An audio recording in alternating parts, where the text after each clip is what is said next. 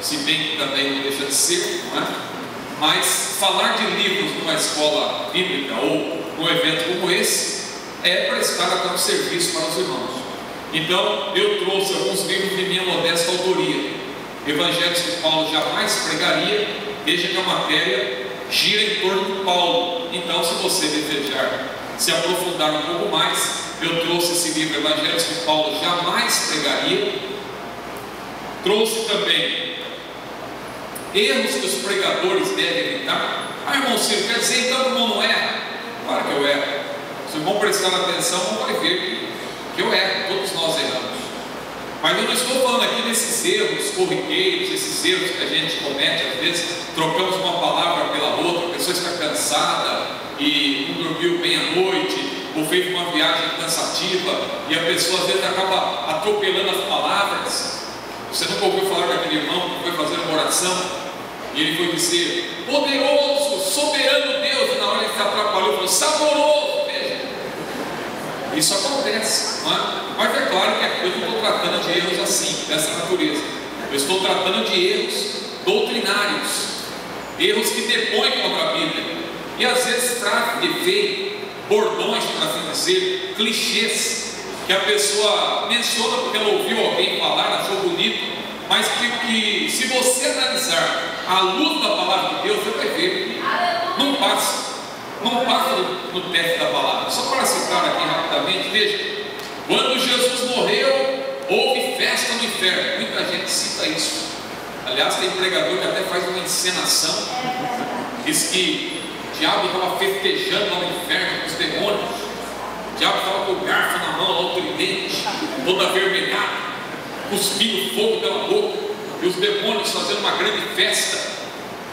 E porque Jesus tinha morrido, segundo alguns pregadores, e disse que Jesus então começou a se dirigir lá para o inferno, e eles começaram a ouvir os passos, e tem pregador que faz até o barulho dos passos,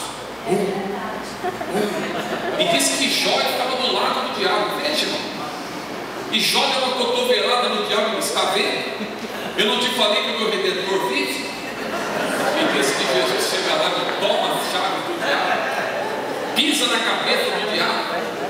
Meu amado irmão, se você analisar a luz da Bíblia, você vai ver que em primeiro lugar o diabo, é importante dizer isso, se você quiser conferir no livro, mas vou até adiantar aqui, o diabo, para início de conversa, nunca esteve no inferno.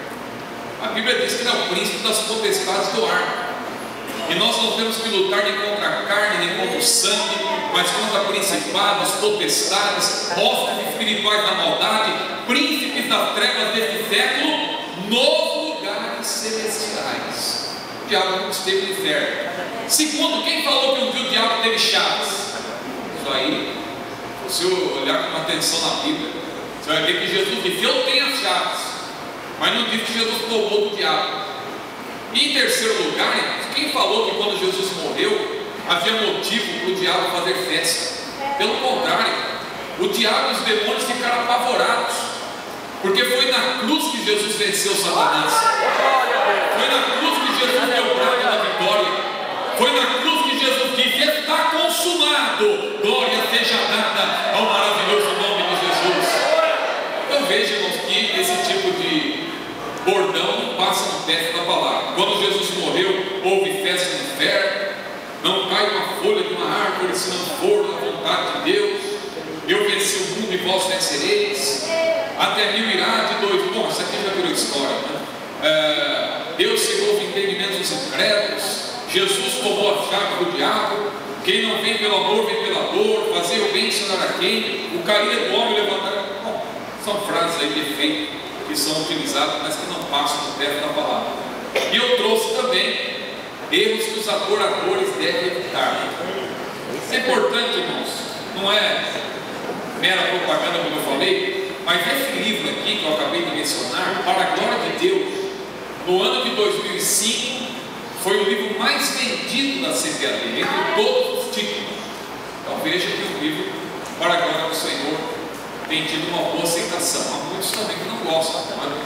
Bom, aqui ser franco com os irmãos, mas graças a Deus que eu também não escrevi para que alguém gostasse. me lembro que eu vi uma vez a respeito de Monteiro Lobato, que ele declarou que há duas maneiras de escrever. Uma é escrever para agradar o leitor, e a outra maneira é escrever aquilo que você tem como mensagem. Dê onde der, dizia ele, cadeia, forca ou exílio. Claro que não precisa chegar tanto, não é? Mas eu escrevi com essa intenção de comunicar uma mensagem que Deus me deu. Não foi para agradar, nem para atacar alguém. É um livro para orientar o povo de Deus. E esse livro que eu já estava mencionando, Erros que os Adoradores Devem Evitar, foi lançado neste ano, já está na terceira impressão. Para quem conhece um pouco do mercado editorial, sabe que para os padrões brasileiros e evangélicos, em termos de livros, é para a glória do Senhor também uma grande marca. Então é um livro também que trata um assunto importante, análise de algumas letras, não vou aqui citar quais, para que ninguém queira me pegar lá fora também, mas se alguém desejar conhecer o nosso querido irmão, o pastor Júnior França, encarregou alguém ali para atender os irmãos. Mas voltando então rapidamente, irmãos, uma visão geral aqui da nossa matéria, abra aí na página primeira, uma visão panorâmica para você ter uma ideia do assunto. A igreja que desejamos ser, claro, eu estou tomando como base a igreja primitiva, a igreja que está lá em Atos dos Apóstolos, que é, sem dúvida nenhuma, o modelo para nós hoje, e especialmente Paulo como educador cristão. Então, o papel do educador cristão. O primeiro tópico, quem foi o apóstolo Paulo? Está aí na página 1 e também na página 2. Na página 2 ainda, eu coloquei aí um tópico importante também, a teologia paulina, porque é importante o educador cristão saber qual é o conteúdo que ele deve comunicar. Hoje se fala muito da forma, da metodologia, que é, claro, muito importante. Os educadores, as pessoas versadas na área da educação, elas se preocupam muito com a metodologia aplicada, com a forma, isso é, como a matéria é apresentada e para as mais diversas faixas etárias. Aqui a minha preocupação é outra. A minha preocupação é quanto ao conteúdo. Por isso que eu inseri esse tópico, a teologia paulina. O que é que Paulo pregava, o que ele ensinava? O tópico 3, na página 4. Veja aí, página 4. A conversão e a chamada do educador cristão Paulo. Veja como isso é importante também. O tópico 4, na página 5, a preparação de Paulo para ser um educador cristão. A preparação de Paulo, houve a chamada divina, mas houve também a preparação, porque tem o lado divino e tem o lado humano, nós não podemos ignorar. Você já leu lá Isaías capítulo 50, versículo 4, quando o profeta disse: o Senhor Jeová me deu uma língua erudita, é a parte de Deus.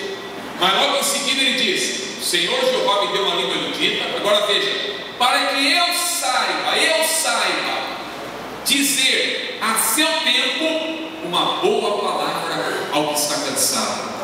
Veja, o Senhor Jeová me deu uma língua erudita. Mas para quê? Para que eu saiba. Eu tenho que saber como comunicar aquilo que Deus me dá, a mensagem, e também Deus tem me dado, claro, tem dado a todos nós, talentos naturais e também dons espirituais.